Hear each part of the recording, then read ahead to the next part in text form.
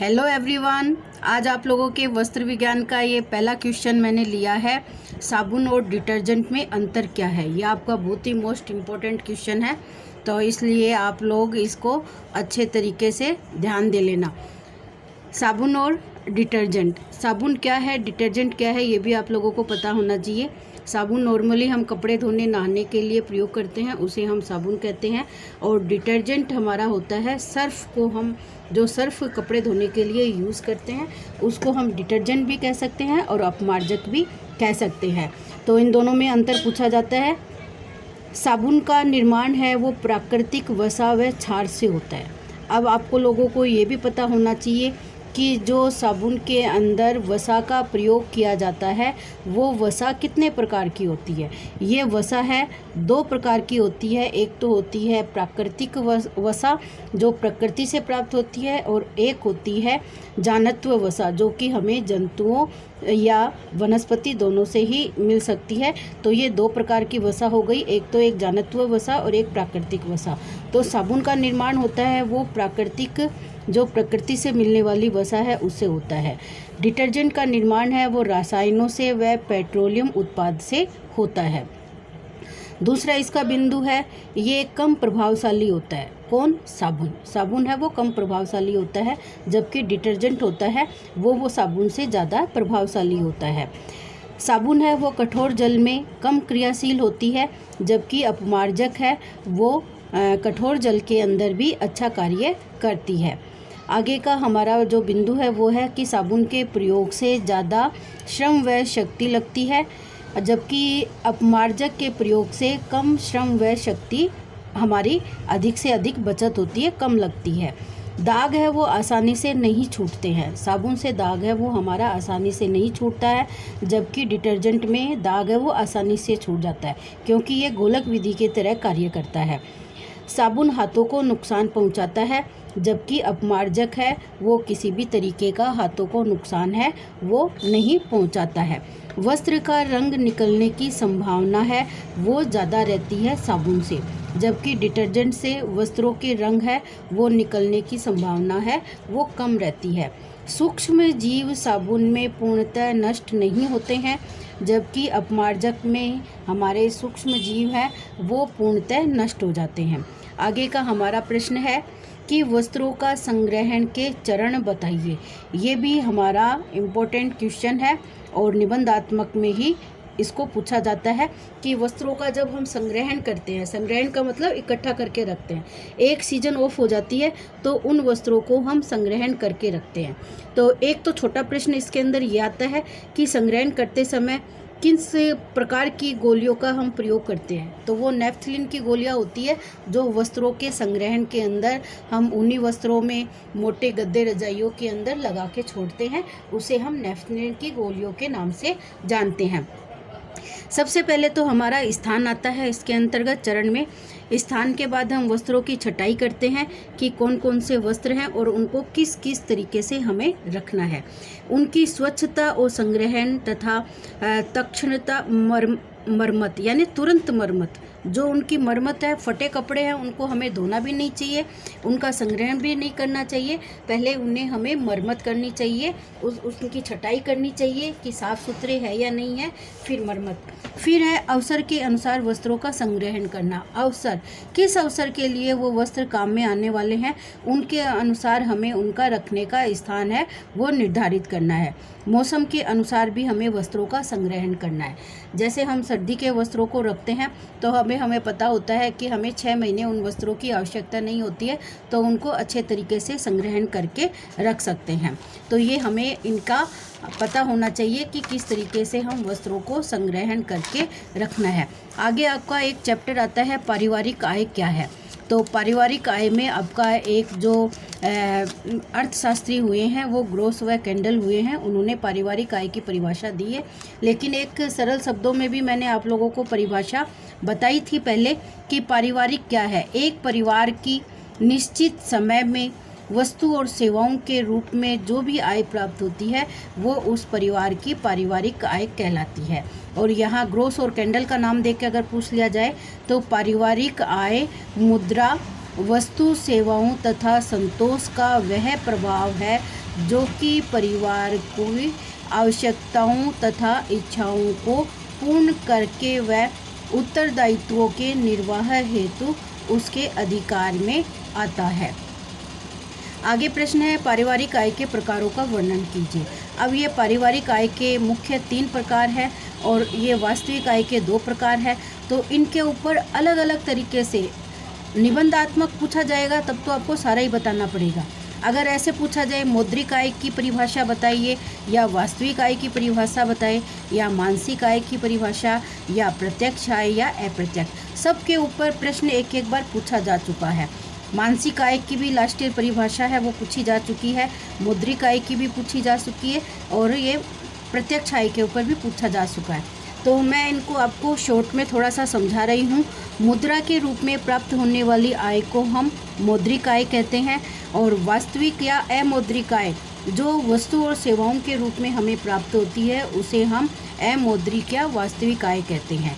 मानसिक आय वह होती है जो हम किसी भी वस्तु को पैसा दे के खरीदते हैं और उस खरीदने के बाद जो हमें मानसिक संतुष्टि होती है तो वो संतुष्टि ही हमारी मानसिक आय कहलाती है।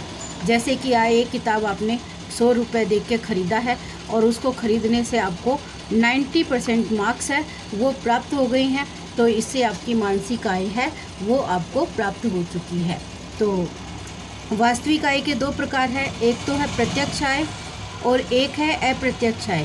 प्रत्यक्ष आय का मतलब आपको मुद्रा या सेवाओं के रूप में जो आय प्राप्त होती है उसके साथ साथ आपको ये आय है वो प्राप्त होती है। जैसे रहने के लिए आपको फ्री मकान मिल गया हो तो वो आपकी प्रत्यक्ष आय के अंदर जुड़ गया है, या आपने बगीचे में सब्जी उगाई है तो वो भी आपकी प्रत्यक्ष आय का उदाहरण है। अप्रत्यक्ष आय के अंतर्गत वे होती है जैसे वस्तु के बदले आपको वस्तु प्राप्त हो सकती है, या मुद्रा के बदले में आपको वो वस्तु प्राप्त करवाई जा सकती है, तो वो आपकी अप्रत्यक्ष आय कहलाती है। पारिवारिक आय के स्रोत क्या है, अब ये आप ध्यान से सुनना। इसके ये जो स्रोत है इनमें से एक स्रोत के ऊपर 1 नंबर का प्रश्न है वो हर बार पूछा जाता है, तो आपको ध्यान रखना है। मजदूरी क्या है ये भी पूछा जा चुका है, वेतन क्या है, लगान क्या है, किराया क्या है, या इसमें एक रॉयल्टी है ये पूछा जा चुका है, पेंशन या ग्रेजुएटी क्या है ये भी पूछा जा चुका है। तो ये मेन बिंदु है आपके जो इसके अंदर 1 नंबर की परिभाषा के अंदर पूछा जा चुका है। सबसे पहले मजदूरी बता रही हूँ मैं आप लोगों को कि मजदूरी क्या है। जो आपको शारीरिक श्रम करने के बदले में जो आपको भुगतान किया जाता है वो आपकी मजदूरी कहलाती है। ये मजदूरी शारीरिक श्रम के बदले ही मिलती है और ये दैनिक या साप्ताहिक दोनों तरीके से दी जा सकती है, मासिक नहीं होती है। मासिक में वेतन आता है जिसमें शारीरिक व मानसिक दोनों प्रकार के परिश्रम के फलस्वरूप जो मासिक धनराशि मिलती है वो आपका वेतन कहलाता है। ब्याज की परिभाषा मैंने आपको बता दी है, वही ब्याज होता है कि आप अपनी परिसंपत्ति को किसी को आप किराए पे देते हो या बैंक में जमा कराते हो या पोस्ट ऑफिस में जमा कराते हो तो उसके ऊपर आपको जो लाभ का अंश मिलता है वो आपका ब्याज कहलाता है, जो कि एक निवेश का कार्य करता है। लगान है हमेशा ज़मीन के ऊपर दिया जाता है और किराया है वो ज़मीन का या दुकानों का इस तरीके से मिलता है, तो दोनों का अंतर थोड़ा सा होता है कि लगान हमेशा ज़मीन के ऊपर ही मिलता है। लाभ है वो एक उद्योगपति को दिया जाता है। पेंशन और ग्रेजुएटी, पेंशन है वो व्यक्ति के रिटायर होने के बाद में हर महीने मिलने वाली धनराशि को हम पेंशन के नाम से जानते हैं, और जो एक साथ एक मुश्त राशि मिलती है उसको हम ग्रेजुएटी के नाम से कहते हैं, जो कि रिटायर होने के बाद ही मिलती है।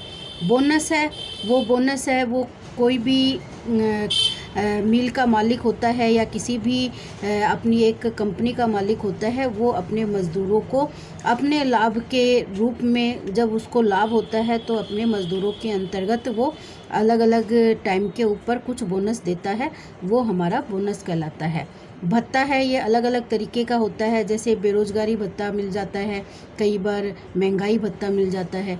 बीमारी या दुर्घटना से प्राप्त धनराशि, किसी भी प्रकार की कोई दुर्घटना हो जाती है या बीमारी आ जाती है तो उसके अंदर भी कुछ धनराशि प्राप्त होती है, वो इसके अंतर्गत हमारी आय का साधन बन जाती है।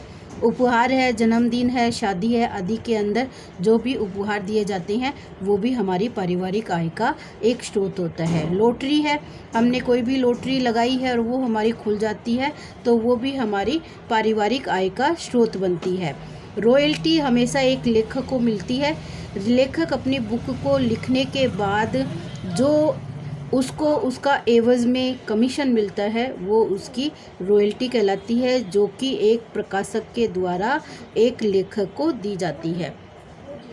पैतृक संपत्ति होती है, हमारे दादा और परदादाओं की जो संपत्ति होती है वो उसके उत्तराधिकारी को दी जाती है तो वो भी उसके पारिवारिक आय का एक स्रोत बन जाती है। पारिवारिक आय में हम वृद्धि के किस प्रकार से कर सकते हैं, उसके साधन क्या क्या है। जैसे महिलाओं के द्वारा आर्थिक योगदान करना है, ये भी हमारी पारिवारिक आय के साधन के रूप में होता है। समय का हम उचित प्रयोग कर सकते हैं, उस समय को हम व्यर्थ करके उसका हम सदुपयोग करते हैं। उपलब्ध आय का विवेकपूर्ण व्यय करके जितनी भी हमारे पास आय है उसको हम विवेकपूर्ण तरीके से व्यय करके हैं वो हमारी आय को बढ़ा सकते हैं। धन में मित व्ययता करके, धन को हम वेस्ट खर्च करके नहीं, उसको मित व्यय के रूप में हम खर्च करते हैं। धन का व्यवस्थापन करके भी हम अपनी आय को बढ़ा सकते हैं। धन का उचित विनियोग करके भी हम अपनी आय को बढ़ा सकते हैं। मैंने बजट की परिभाषा बता दी थी आपको कि बजट क्या है।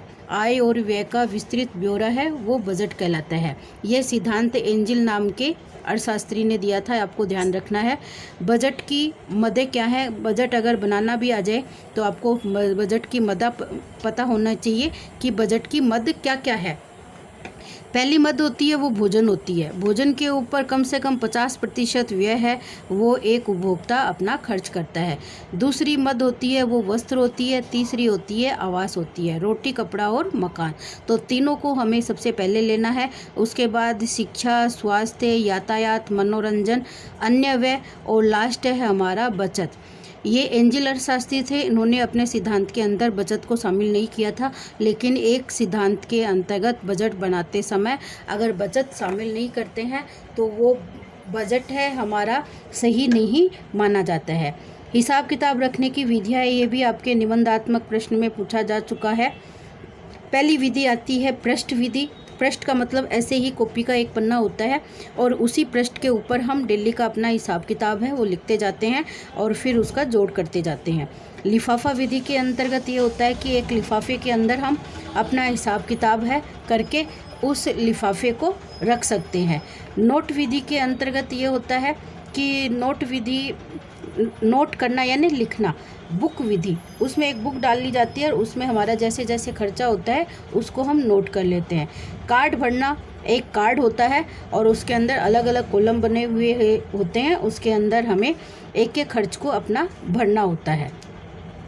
तो ये मेरे आज आपको लोगों के लिए 101 प्रश्न हो चुके हैं। तो इन 101 प्रश्नों में मैंने छोटे बड़े 2 नंबर निबंधात्मक सारे प्रश्न बता दिए हैं। तो आप इन प्रश्नों को अच्छे तरीके से याद कर लेना ताकि आप लोगों को पेपर में ये प्रश्न देखने को मिल जाएंगे और यही प्रश्न आपके उस पेपर में आपको बताने होंगे। तो इसलिए मेरे इस वीडियो को आप ज़्यादा से ज़्यादा शेयर करना, लाइक करना और सब्सक्राइब करना। जिन बच्चों ने अभी तक सब्सक्राइब नहीं किया है, मैं बार बार आप लोगों को बोल रही हूँ कि आप मेरे को पहले सब्सक्राइब करें ताकि मैं आप लोगों को और अच्छे से अच्छे वीडियो हैं आगे आपको प्रोवाइड कर सकूँ। ओके बच्चों।